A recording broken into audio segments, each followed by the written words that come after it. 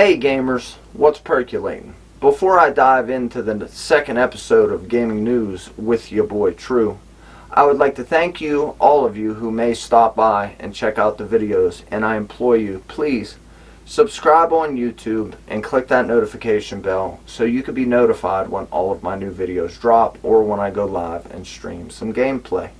I'm currently on a push to try to reach 1,000 subs so I can get some monetization on my YouTube videos. YouTube's what I'm focusing on, and I would really like to eventually do this full time someday. So please, stop by, check out the videos. If you're into it, subscribe and click that notification bell. You won't be disappointed. Thanks, and let's get into some gaming news.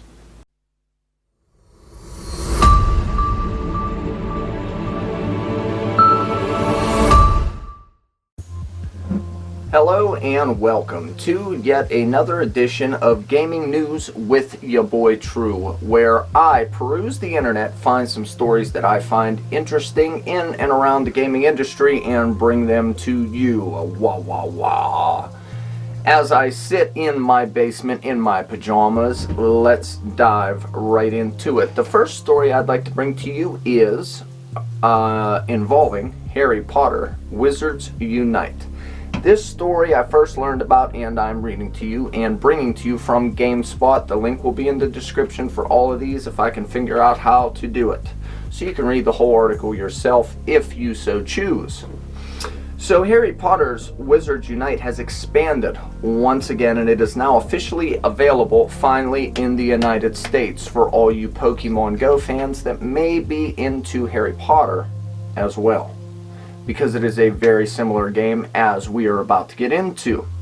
So it is available in both the United States and the United Kingdom. The Harry Potter themed free-to-play mobile game was scheduled to launch in both markets on June 21st, but it has arrived ahead of time one day early on Thursday. So it was supposed to be out Friday, it was launched Thursday, a day early. It came early like a prepubescent boy checking out a Playboy.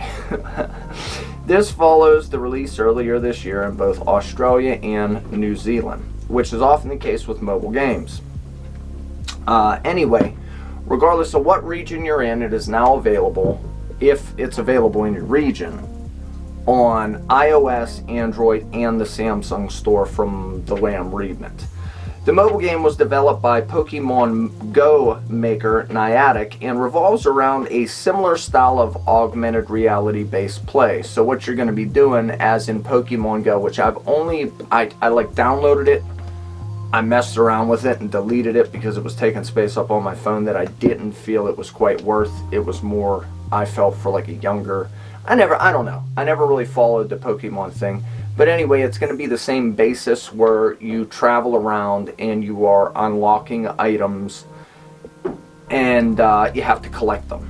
So GameSpot has stated that there were a few issues with people getting online on the game on the first day, but I'm sure Niantic is working on that, and you just need to keep trying, and eventually you will be able to get on. Like the aforementioned augmented reality, game, Pokemon Go, which bears numerous similarities to Wizards Unite, it is free to download and features optional microtransactions. So you can spend actual money to purchase gold, which then can be used to buy in-game items. So very, very similar to Pokemon Go. There's all kind of different stuff you can buy with the gold. There is spells, dark detectors, rune stones, and you will be needing spell energy, I guess, which works for, it says here, works like Pokeballs. So the story of Wizards Unite revolves around an event known as the Calamity, which has caused foundables people, creatures, and artifacts from the wizarding world to appear in the Muggle world, thereby risking their discovery. Moreover, these foundables are sealed by confoundable magic. As a member of the Statute of Secrecy Task Force, it is your mission to break these confoundable spells and retrieve the foundables.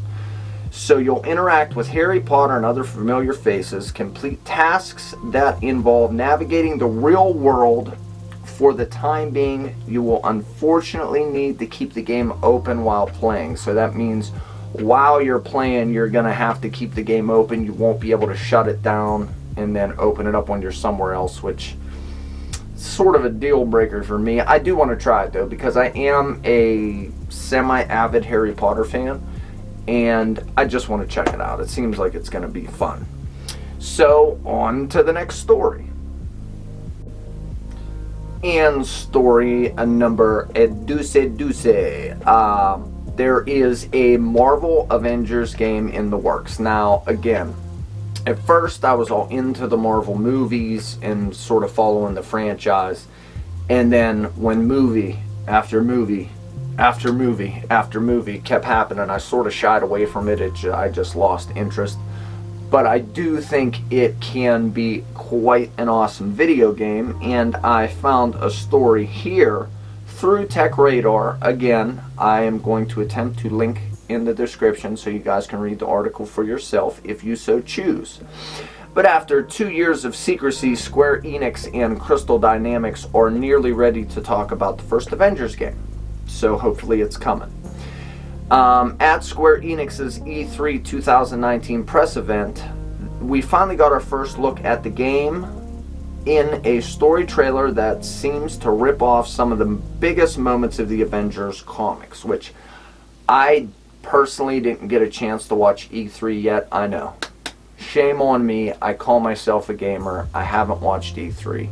I've been super busy with work and my daughter, so I haven't had a chance. But anyway, it says here that you'll play as your favorite Avengers in an all-new story set in the Marvel Universe, featuring many Avengers throughout the game, with the exceptions of Hawkeye, which sort of sucks. I like Hawkeye, but whatever.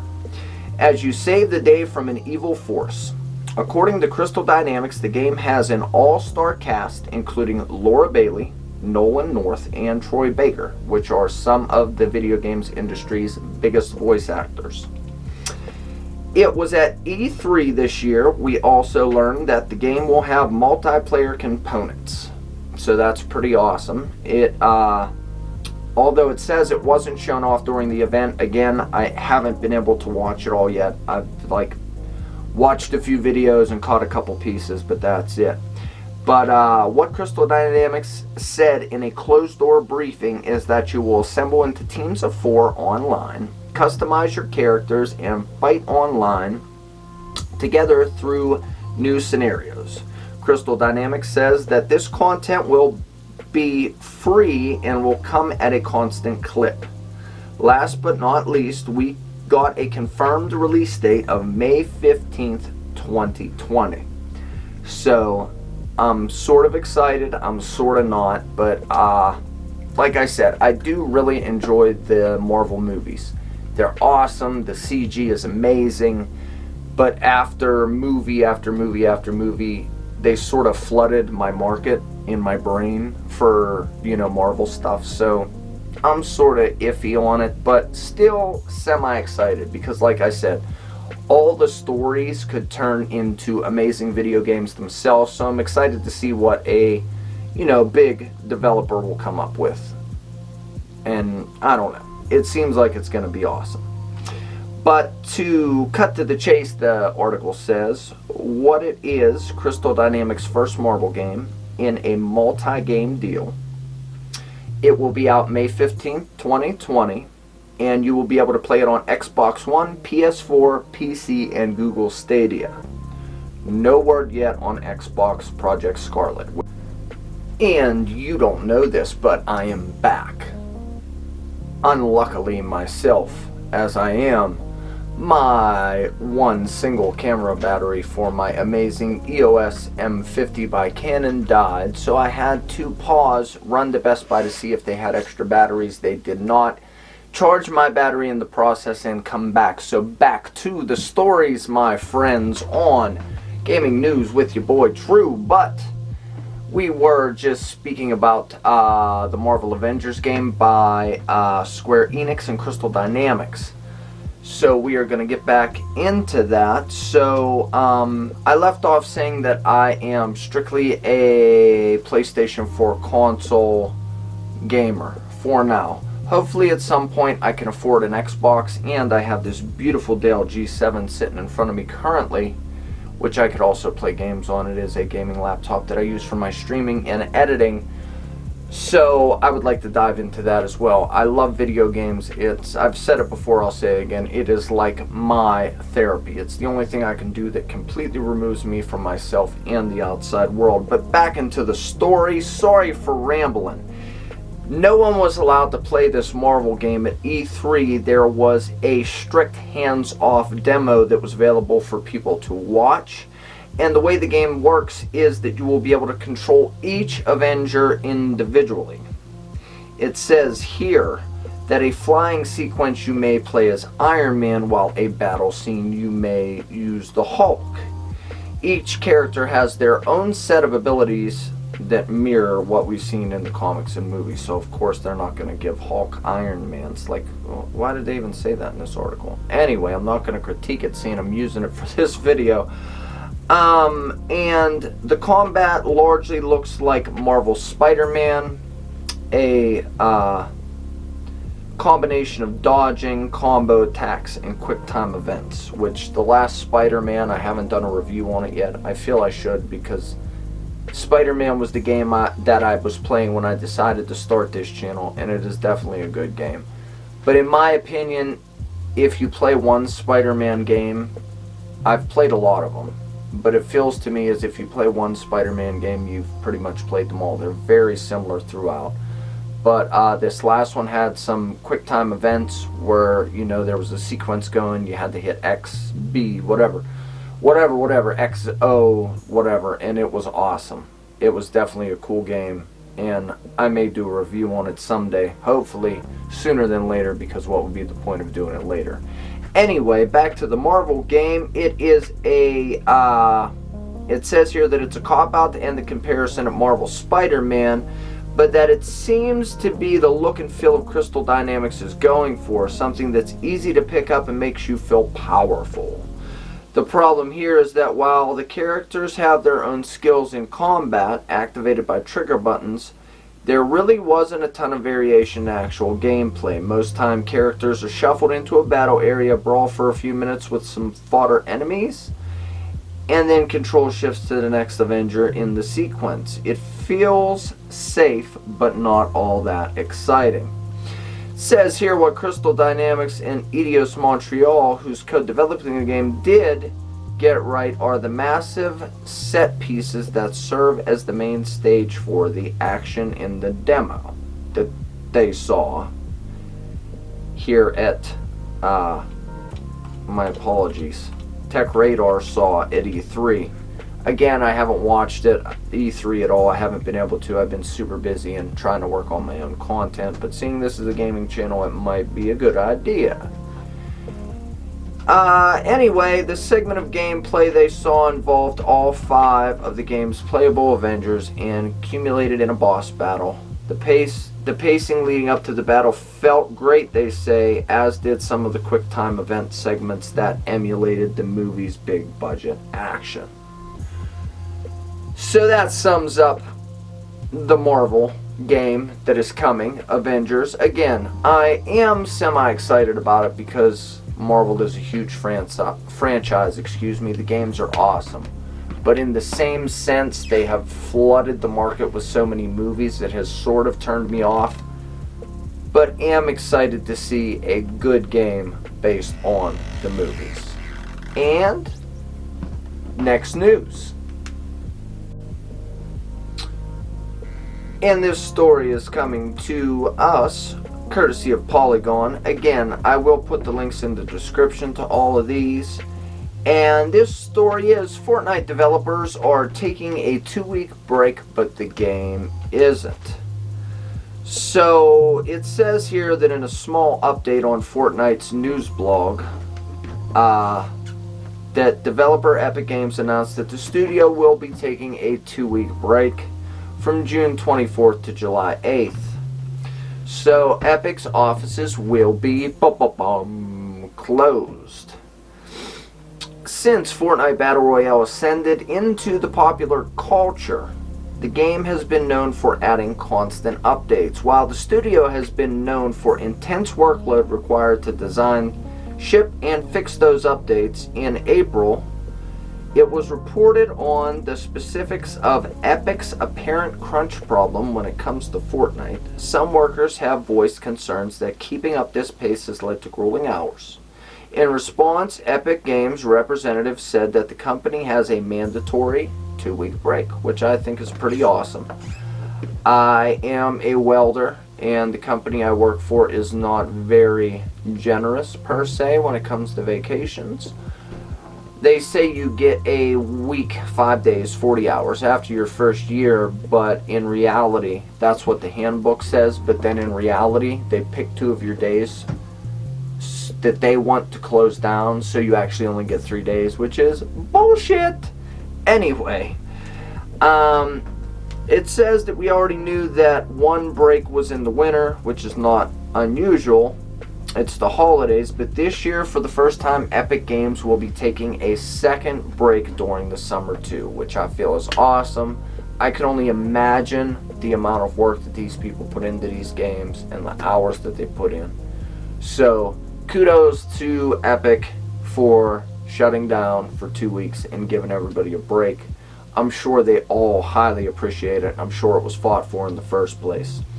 So what's curious is that even during the downtime for employees, Fortnite itself will not be taking a break. An Epic Games representative told Polygon that similarly to the studio's winter break, Fortnite will continue to update while the offices are closed. Furthermore, I can't talk anymore. Jeez, oh man. Epic Games representative said that the developer has measures in place to ensure we can react to major issues should they arise during the studio's closure. Epic did not divulge what those measures are or what kind of content Fortnite will receive during the studio closure. The decision comes lately after an industry-wide conversation around crunch and how the pivot to games as service may be worsening the work pressure on some game developers, where Fortnite is instituting mandatory breaks for its developers to offset the demanding nature of the constant updates. Apex Legends creators, which these 2 games I just recently started playing, that's why I decided to do some Fortnite news, and let me tell you, I am a part of Team Suckboy because in both of the games I suck. First time playing Fortnite, like, I drop in a little bit off the map, I go to a building, I get all loaded up, I get some weapons, I get some ammo, I get some juice. First time I run into somebody, boom, it was like I was dead, and I'm like, man, there is no hit point life here, like, what's going on? But anyway, back to the story. Check me out on Fortnite. I play as Drew Masterson on PlayStation. What? Well, it's actually like TR-UEM-ASTERSON because somebody already has my name on PlayStation, I think. Anyway, Apex Legends creators, Respawn Entertainment, are trying to dole out new content with the focus on quality rather than novelty or speed of release. Respawn says it is doing so in order to help its employees avoid burnout or worse. Epic shuts the studios down for 2 weeks in the summer and 2 in the winter, said Epic Games lead animator Jay Hosfeld on Twitter. We also get vacation on top of it. I don't say this to brag, but to vocally applaud a company that sincerely cares for its employees. And again, I applaud you as well. That is awesome. So that's pretty much it for the stories that I wanted to cover here. And I keep looking down at my phone because I'm using the Canon Connect app to control my camera. It's awesome. I'm digging the setup. I'm hoping that you guys enjoy these videos. I'm doing my best here. Please show your support. Consider subscribing. And until the next news, over and out.